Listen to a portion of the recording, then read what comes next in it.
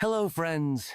Today, we're talking about Barış Baktas, an actor who, despite his relatively short career in cinema, has already captured the hearts of viewers not only in Turkey but also abroad. We'll discuss his journey into acting and some personal moments of his life that intrigue fans. Barış Baktas first got involved in acting after his first year of university. While working at a job placement agency, he often attended job fairs. But he soon realized that he wasn't enjoying this kind of work. One day, while meeting a relative, he mentioned his job, and the relative misunderstood him, asking, "Acting agency?"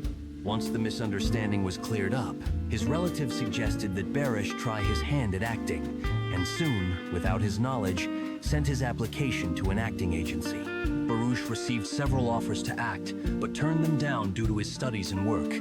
Finally, after exams, he found time to collaborate with the agency and began appearing in various projects in minor roles.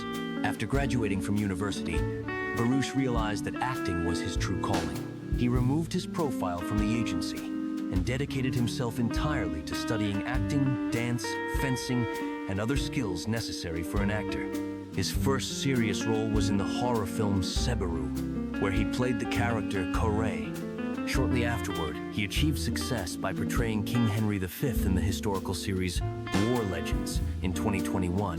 In 2022, he also appeared in the horror film House Number 26, The Scream of Death, where his character was also named Baris.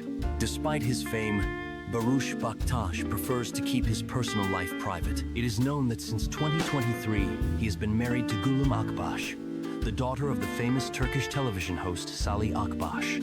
Gülüm owns a beauty salon in Istanbul, and the couple has no children together yet, though Gülüm is raising a child from a previous marriage.